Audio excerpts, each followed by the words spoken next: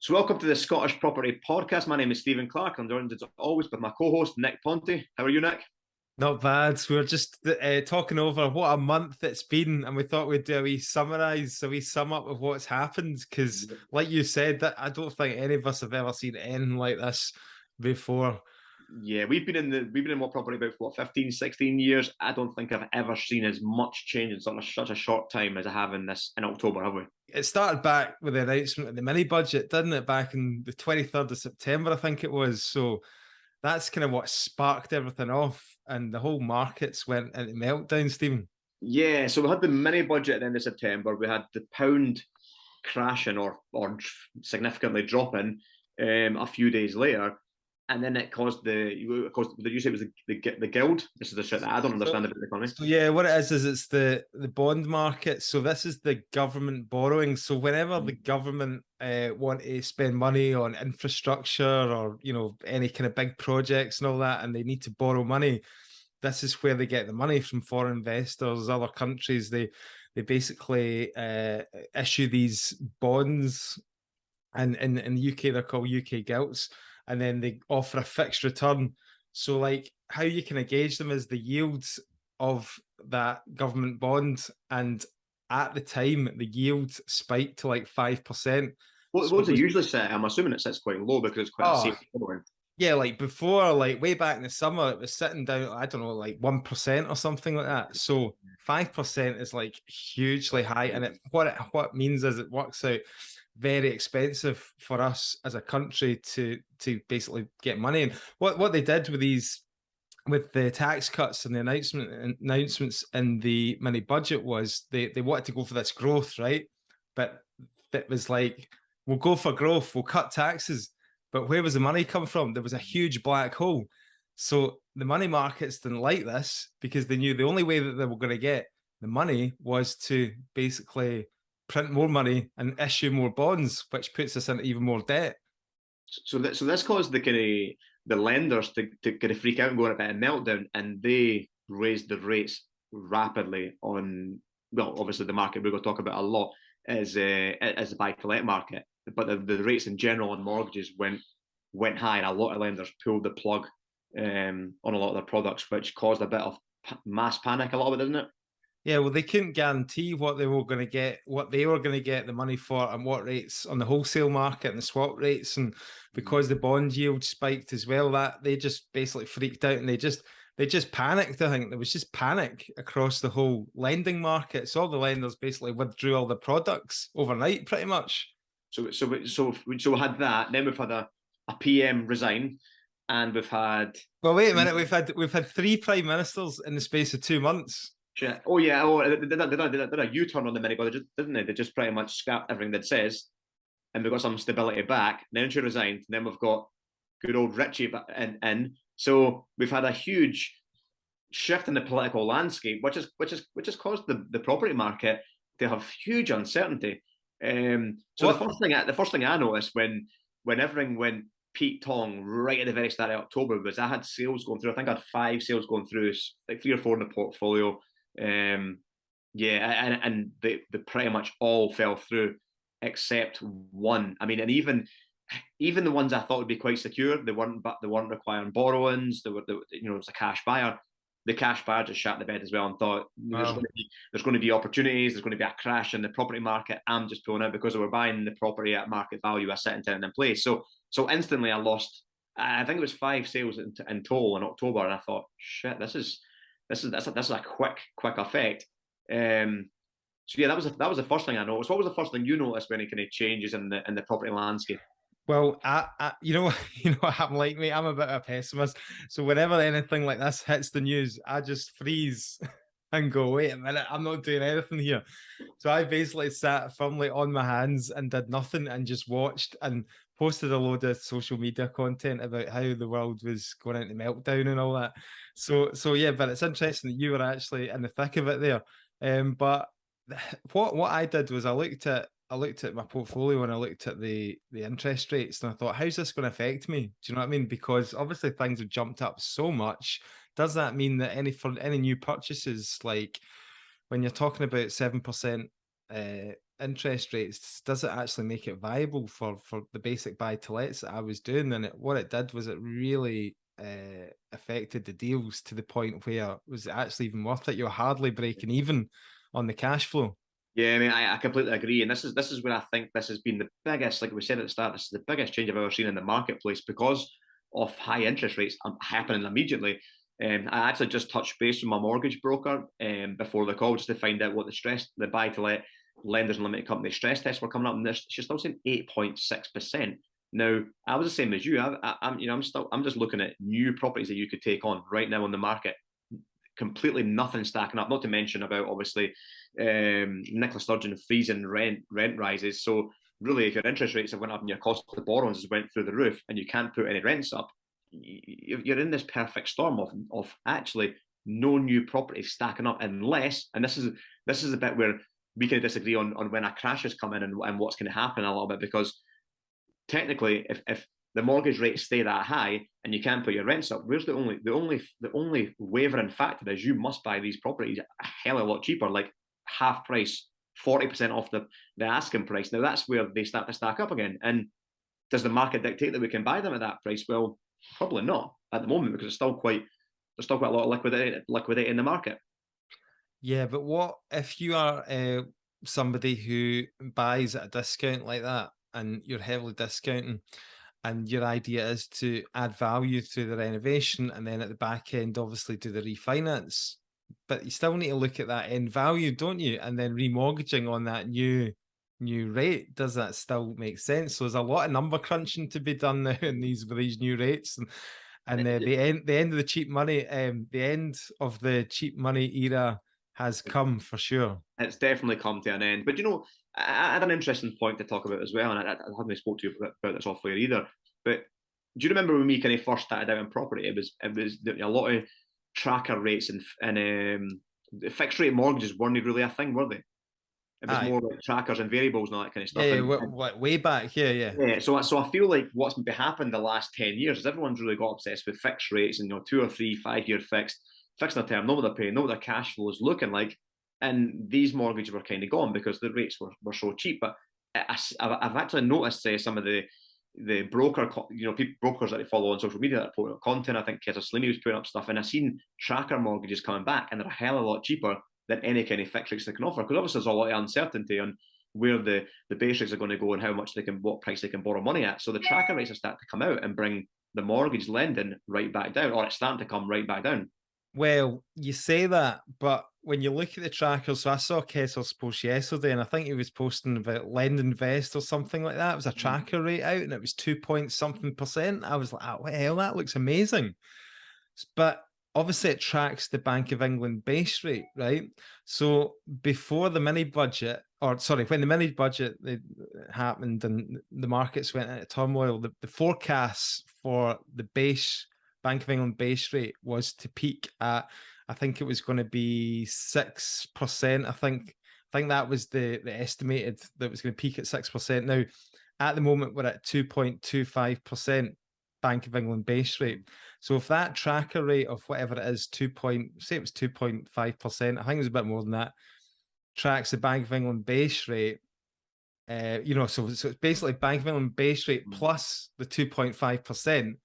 Now, if that goes from 2.25 up to 5%, then you're pretty much, similar we're at now anyway, yeah. You're pretty much about what, and I think that it's all to do with the Bank of England's policy and how they're going to combat inflation, because we've got this stubborn inflation at the moment that's just not going away. And I don't think there's an easy fix to that with the war in Ukraine. You've got China, who are pretty much closing down now to, the international markets. They're wanting to keep everything in-house now. So they've gone from globalization to deglobalization with their president. You've got obviously the energy crisis and all that. So that's actually looking like it might be easing off a little bit. I seen the price of gas had dropped significantly. And all the European storage facilities that they've got for gas are full at the moment because of the mild weather. So hopefully that will ease off and that will kind of tame inflation a wee bit. So going back to the mortgage interest rates, if you were going on to a renewal product on your anything in your portfolio, What would you do right now? Would you hold off? Would you leave it? Would you just let it sit on variable, or would you try and fix it? What would you do? I am looking forward to this month's Scottish Property Podcast networking meeting because we'll get a chance to catch up with Jonathan, our in-house mortgage broker, and he always gives a really good presentation. So I would say, speak to your mortgage broker. Don't listen to what I've got to say. It's interesting because I've had guys who've came off the workshop the last, two workshops I've done this year, last 5-6 months. They've got this education, they've got started, they've went and bought properties. They've either bought cash, they've bought on bridging loans, they're waiting on start building their portfolio. And obviously they're finding themselves in this really tricky position where they've not got their refinance through yet. And at the refinance rates now, the cash flow doesn't stack up. You've went from 250, £300 a month cash flow to 36 quid. It just it's eradicated all. Now, my advice to them the other day was just, look, that's just you can't make knee-jerk reactions on in times like this, because look how much it's just changed in just October. Just wait for a couple of months. You'll see, we've already seen a little bit of calming in the market, a little bit of calming in the economy. So once that happens and mortgage lenders catch back up and understand where they're at and they kind of de-risk it, they'll start releasing more and more products, and hopefully that'll drive the interest rate back down in them. And then you can look at it with a bit of clarity rather than a bit of panic right now, because right now that you can't, you wouldn't be going on a 7 or 8% mortgage on a buy to let that you've evaporated all your cash flow. It was interesting to see how it all played out, because there was that panic initially, and then obviously they sat for a couple of days, and then they just realized, there was talk of like the Chancellor having to go, and then he did go eventually, because but I thought that was dead. I thought that was cruel. I thought I was really harsh on the guy, because basically Liz Truss and this guy Kwasi Kwarteng, they came in together as a unit, and then basically he got thrown under a bus first. She didn't last much longer. But then getting rid of those two, I mean, see, if you look back on it, what they were actually suggesting, I was quite into. I mean, like, who wants to pay more tax? You know what I mean? Everybody wants to grow the economy. They were all for business and all the rest of it. It just was the wrong timing, and it was the unfunded tax cuts. They weren't. Where were they going to get the money from? Do you know what I mean? That was the problem, and it was just the wrong timing, and it just totally blew up. So they had to basically do a massive U-turn. They got Jeremy Hunt in to act as Chancellor. He basically withdrew all the policies basically that they'd came out with. I mean, they've done a U-turn on pretty much everything apart from English stamp duty, I think. Which it can look good from the outside investor looking into the UK to invest in business or whatever the foreign investment want to look at the UK. It can't look very good from the outside looking in, going, what the hell's going on in this country? Look at the instability of the political landscape and the potential economy and the huge inflation at the moment. Aye, well, that's why the bond yields, the gilt yields spiked, because the like we're basically a laughing stock. Like the US were sitting there laughing at us, going, "What the hell are they playing at?" Do you know what I mean? And then the IMF came out with some line to say that our market was acting like it was like a developing nation. Do you know what I mean? So you're probably like got more security taking out government bonds in like South Africa or one of these countries, do you know what I mean, than investing in the UK. And traditionally that was the annoying thing, because traditionally like UK is seen as a real stable economy where people want to invest. So basically it did a whole U-turn. Eventually it resulted in a new Prime Minister, new Chancellor, and now it's gone back to, well, and the pound being as stable as Bitcoin.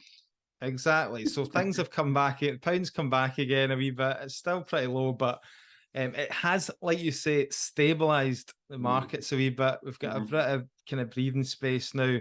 The kind of next step is where do the Bank of England go? With their interest rates, because they're going to keep having to ramp it up, I think. When's the next review?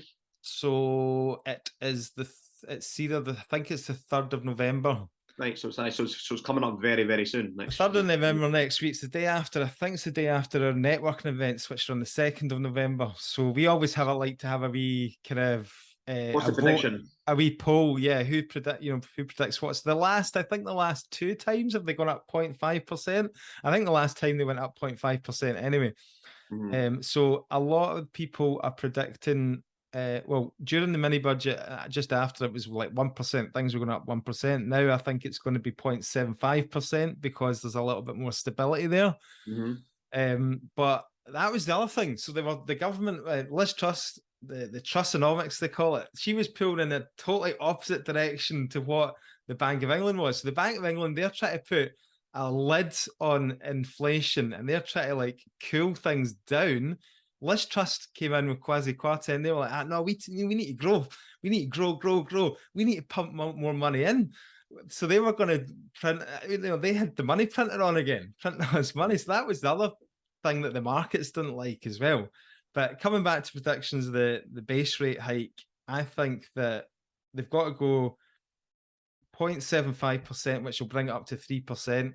And then I think by spring next year, from what I'm reading and the commentators that I read, I think we'll be sitting at 5% by spring next year.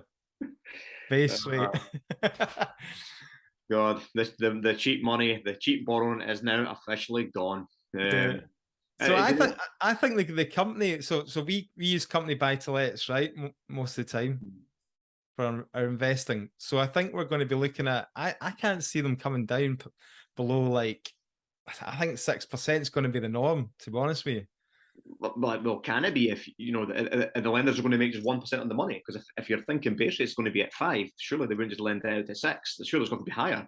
Nah, because if you look back to 2007, 2008, like average Bank of England, average mortgage rates were very close to the Bank of England. 2007, 2008, Bank of England base rate was up at 5%. Yeah. And you were able to get your average mortgage rates were not far over the top of that. And this is where this podcast as well obviously it's very Scottish focused, and we're talking about our own economy here, and it's a micro economy because we've got rent freezes on, which until March 23, and will probably get extended again. So if you are in a buy-to-let market and you're looking at 6-7% mortgages, I don't see how things are stacking up at the moment. I think there's got to be a pivot there's got to be some kind of change or some kind of back turn on this, because it's not going to stack up for people to get involved right now in the private rental sector. Sorry to interrupt this podcast, but just wanted to let you know about the Scottish Property Podcast Christmas Ball, which is happening at the Village Hotel in Glasgow on Saturday the 3rd of December. Can't wait. Myself and Stephen thought it'd be a great idea to have an end of year party like no other party to celebrate building this amazing community. There's going to be a whole range of people there to network with from the great and good of the Scottish Property Network. Whether you are single, bring your partner along, or if you're an office party, make it a work night out. Early bird tickets are available on our website for £95, which include a welcome drink, 3-course dinner, live music, and a DJ up until 1 o'clock in the morning to allow us to party on. Hope to see you guys there. Well, that's why so many predictions are coming out saying there's going to be a property market crash, because like one of the main fundamentals of the property market is the availability of credit. So let's talk about some positives on the property market as well, because I've got some first-hand experience this month as well on making offers and doing viewings, and once right at the start of the month, I went and saw a property and got one off under offer that was going on the market on offers over 350,000, and the estate agent expected, this was in days, would have expected to go towards 400,000, as everything in Dunfermline usually does. This was, I think it went on the market like 2 days after the mini budget, so it was around the same time all this happened, and the pound dropping. The market stalled within days. So by the time I went back and forward negotiations, viewings had completely stalled to the point I got under offer at 307,000. So I got myself a kind of cracking deal quite quickly with this turmoil. And this is where me as optimist as normal was looking at the opportunities, and these things going well. As soon as there's a bit of turmoil, there's going to be opportunities. Now that hit me, and I thought, right, there's going to be a lot of opportunities, but I also decided to put my own house on the market and try and test the market before the heat kind of does completely dissipate from the market, because a lot of the houses in my area, they're all going 15-20% over the asking price. So I thought, right, okay, if I'm going to do it, now's the time. I cannot delay any time at all. So put on the market, and in the last week to 10 days, I've been doing the viewings, all the viewings. So I'm quite interested to hear everyone else's opinion who's coming to see my house. They're coming to look around it, and I'm asking their own opinion. What's happening with their house that they put on the market? And most of them are just stalling. Like they're saying, no, we're with a bit of uncertainty in the market and the interest rates. They're all very much aware of it. They're not putting their house on the market. They're looking for something else. So is this reducing the supply again, which is going to prevent this crash, isn't it? Well, that's it. I mean, we talk about supply and demand. So people are reading the papers, people are watching the news, and there's not so many predictions of a property market crash. So does that mean, and then people are like, we can't actually afford to move, because if you think about it, if they've got to go and get a bigger loan, if they're upsizing, then obviously the cheap money's not there anymore. Yeah. And they're going to get a bit of a shock when the mortgage broker comes back to them and says, no, your mortgage payments are going to go up, £300-400 if you want to move to this better house. So are they just going to stay put for now? And you'll be on a new utility tariff as well, and we all know where that's been the last 6 months as well. So I think this is what stalls the kind of the movement in the market again, kind of like the same as what happened with COVID. Yeah, so I'm reading a stat here. There's 800,000 households coming off fixed term rates in 2023. So this is going to be crunch point for a lot of people. This is going to cause a bit of a crisis, because already people are kind of grappling with higher energy bills and stuff like that. So once they start ending their fixed term deals, I'm not talking about investors here, by the way. I'm just talking about normal people, just normal houses, families, all the rest of it. This is going to really be interesting how people are going to cope with this, Yeah. And from an investment point of view, I know myself. I think I've got 13 or 14 mortgages, fixed terms coming up next year from about June or July onwards. But the ones that I fixed in the company were pretty much at 2.6 to 2.75. So my portfolio is going to get a bit of fright. But then I've got a few on the market to sell to try and liquidate while the market's hot in some areas. So yeah, it's definitely a time to assess the portfolio, sell the ones you don't want to keep, or the ones that maybe couldn't handle the stress testing of what's coming. Well, I think that if you quit your job and you gave up whatever job you're in and you're relying on property income and cash flow, to live off, I think those people are definitely going to get a shock, especially if they're a fixed rates end. Do you know what I mean? So that's why it's important. We always say to people, don't quit your job too soon. Make sure you've still got income and invest in property on the side as well, or have another business, like a trading business. You know what I mean? Or other streams of income, yeah. Other streams. I mean, I know, it's always good as well. Like my wife's a teacher, so she can always go back to teaching as well. So there's always going to be a need for teaching. We could talk about this market update for hours, I think, because so much happened, and I know we've touched on it. It's just it's been the craziest few weeks I think we've seen in the market, and for me, it's been hard to sit on my hands actually in this time, because I have been wanting to. I'm thinking that the time is to sit there and observe and see what happens in the market, but there's nothing really else you can do at the moment. I think. Yeah. Let me just leave you one stat here, right? So 1 year ago, depress me again. That one year ago, the average mortgage rate was 2.35%, right? And we know we both on our residential homes know that fixed at like 1.6% and all that. Do you know what I mean? Right. So the latest 2-year average fixed rate mortgage is 6.4%. Let's go and put this in monetary terms, like, because I think they're both our mortgages on like 1.6, right?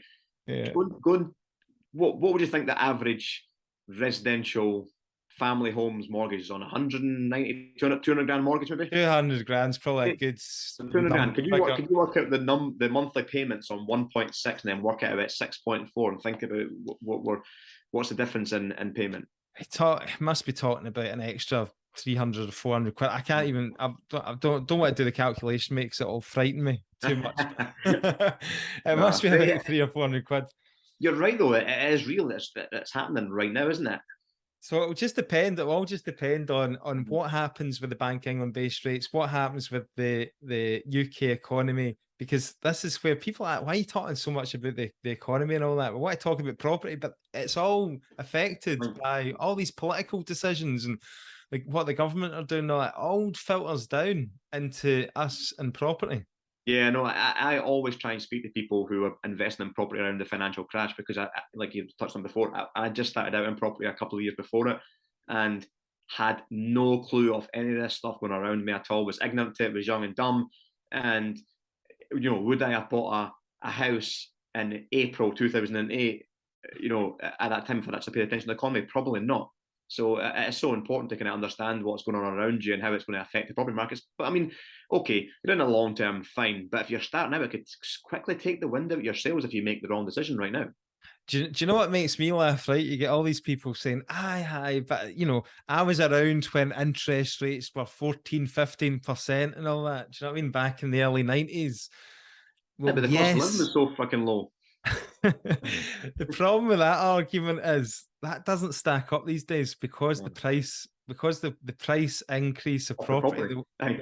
the way We had a 14% mortgage on a fucking £20,000 house. I was like, yeah, that same house is costing you 350 grand now. exactly. You're not paying 14% on that now, yeah. Exactly. I think that it'll be interesting times next year. I mean, if we start to see cracks now in the labour market, so like unemployment's been like record lows recently, right? So this is what's going to prevent us going into sort of negative growth and a recession. I mean, some people talking about that we're already in a recession, but once the cracks start appearing in the labour market and companies start making redundancies, and we've already seen that in some. There's been some big announcements just yesterday. I think it was like some of the big banks, Credit Suisse or something like that. They're restructuring like 9,000 jobs or something crazy like that. I can't remember the figure. I'm just making things up now. But once we start seeing big layoffs and redundancies, then Don't fact check us in the Scottish Property Podcast, please. yeah. So no, don't definitely don't fact check us. Um, I'm just thinking that could also have an effect on Yeah. house prices next year as well if we start seeing that. Do you know what's so difficult to kind of to think about as well is what period we're going into now is so different from 2008 that you can't compare it because there is so much money in the economy and they're lending. There's not a money issue. You know what I Well, mean? you say that, right? And you say there's not, I mean, banks are in good positions. Banks want to lend, apparently. They've got They need plenty. to lend. They've got liquidity, right? They've not got a cash flow problem like they did, or they've not got a cash reserve problem like they did back in 2008. So you're right, it is very different, right? But see if you still look at the fundamentals, right, of availability, it's availability of credit or the cost of credit, the cost of lending. Do you know what I mean? So really, there is kind of similarities because the banks basically shut down in 2008. You couldn't get lending. So that's Yeah. why the property market crashed because nobody could get a mortgage. Now you can get a mortgage, but you have to pay 7%. Do you know what I mean? Mm. So it's the cost of borrowing, and can people like Just, stretch themselves? it's not even that. It's probably not the stretching themselves. I think on that point of view as well, because the people that you've saw coming into the property market in the last 3 or 4 years, all they know is cheap borrowing. All they know is base rate of 0.1%, like 2.5%, 3% mortgages. They don't know anything more. This is where the kind of shock the system's coming in, and Yeah. you're having to change your language and change your thought process. And it might just take a little bit of adjustment where people might stall for a few months and then go back to normal and readjust. Yeah, and most people are on average salaries that've got a decent, detached house with two motors parked in the driveway. They don't have much left at the end of the month. Do you know what I mean? Most of the income's used up, especially if you've got a couple of kids. You know how expensive those wee bastards are to keep. You know what I mean? Like, so there's not a lot of wiggle room there. That's what I'm Yeah. saying. And this is what I think is going to come into effect next year. And I know we're diversifying off the October property market update. Sorry, guys, but I think this is going to come into effect next year because, like you said, what was it? 800,000 fixed rate mortgages are coming at an end. This is where the pinch point is going to come. If you've already been squeezed on utilities and the cost of living in general just went up, and then all of a sudden your mortgages went from a few £100 a month to 600, 700, £800 as well, and that's just that extra pinch that you can't handle. Then this consumer debt's going to rocket through the roof. And so let's end on the positives, mate. I'm the pessimist, you're the optimist, right? End on the positives. There will always be opportunity in a downturn. We know that.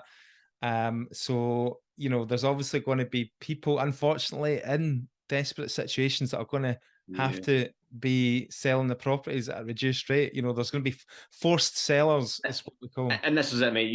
We've had people on our Scottish Property Podcast Facebook group page for a couple of years on networking events this year, moaning that the market's so buoyant, the market's so tough, it's hard to find deals. Well, you can't be moaning fucking now, because the market's changed completely, and now there's opportunities now to get deals. There isn't these money buyers. People are sitting on their hands, so there's now opportunities to go and get them. So yes, there might be a bit of change in tact and a bit more number crunching involved, but there's definitely opportunities going to be out there, and they're probably going to get more and more going forward.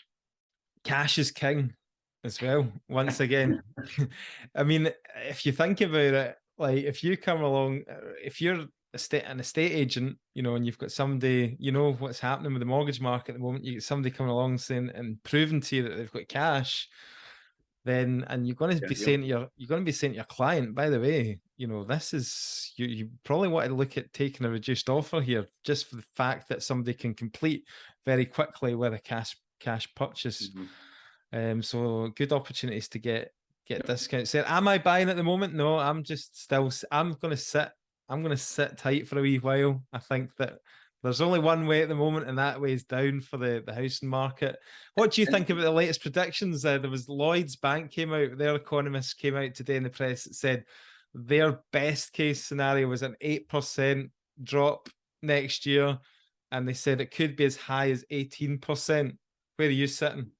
See, I don't quite believe in that word crash to a certain extent. Like I've just kind of looked so much at the kind of micro economy in areas I've been looking at investing and stuff on my local area, and if property prices are selling for, we've seen ridiculous, like, you know, 25-30% over the asking price, just regular. So if just say the average person is paying 15 to 20% over the asking price, these prices are now registered, you know, as gospel, as facts, as the numbers. Then when someone says, oh well, you know, it was 300 grand, someone paid 360 grand, but now it's still worth 300 grand or a wee bit over, and someone says, well, I'm not paying over now because the market dictates I don't need to pay. And if they pay 300, all of a sudden the press would get a hold of that and say there's a 20% drop, and technically it is, but not really, because it's just partly, it's just what it was worth beforehand. So, you know, I don't think it might be as dropped as they think. I think it's going to be that hotness is going to come out of the market, and no one's going to pay over, and they might pay a little bit less, like, you know, 10% less.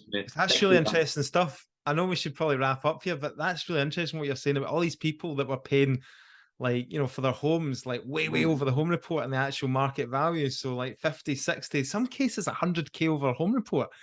What happens if you, like, you know, get divorced or something like that, and you have to sell your house in a market that's gone back to that original price and not the extra 100K, and it's dropped another 20% of that. And we've spoke about this, and when we spoke about, you know, our best and worst deals, and even the one I was talking about there that bought in April 2008. I mean, I had to hold that in my portfolio for almost 10, 11 years just to break even and sell it. I think you kept your one in Denniston that you spoke about before on it. I mean, you're right. If you've got to sell that quickly and don't have an exit for that, or you have divorce or whatever, you're in the hole. You're in the hole, and this, I think, I think this is where the press can get a hold of we've had a market crash, because, like you say, the last sale price in that street or on the property types is 100 grand over, but it was an inflated price. It's now came back to reality, and, you know, the market's not dictating you pay over; they pay slightly less, and then they take this big number, this big bit in the middle, and jump and go, there's been a decrease in 20%, 25%, when in reality it wasn't really an uplift in the first place. It was just an inflated market. Interesting times. Enjoyed shooting the shit with you today, mate. That was good. Mate, do you know what I think we should do? If this market is as crazy as next month, I think we should bring on a guest to chat with us for a November market update as well, because I think it's probably quite useful for people to listen to it and have a hopefully trigger some thought processes and what they're going to do going forward as well. Good news is rents are still rising at like 10% or something like that. So as soon as we can increase rents, then you know what's going to happen. Yeah, absolutely. So, right, that was brilliant, guys. Hope you enjoyed that. And we are back again next week on our podcast. In the meantime, please head over to the Scottish Property Podcast website. scottishpropertypodcast.co.uk. Go to our events page where you can book yourself a ticket onto our networking events across the country: Aberdeen, Edinburgh, Dundee and Glasgow. Great nights to be had there. And our Scottish Property Podcast Christmas Ball on Saturday the 3rd of December. So the tickets are actually flying now. They've started to pick up huge momentum. I think we're almost 2/3 gone. Few tables. We've got decent people in the property community coming and supporting us. We've got Auction House Scotland, Darren Code's got a table, and Right Advice Finance Broker. We've got DW Finance Broker as well. It's got a table. So we've got a few companies that are supporting us. So we're very thankful for these guys coming along, and they're going to be there in the night as well. Yeah, I can't wait for that one, mate. We're going to get absolutely smashed at that, aren't we? Catch you later. Thanks for listening. Cheers. See you next week.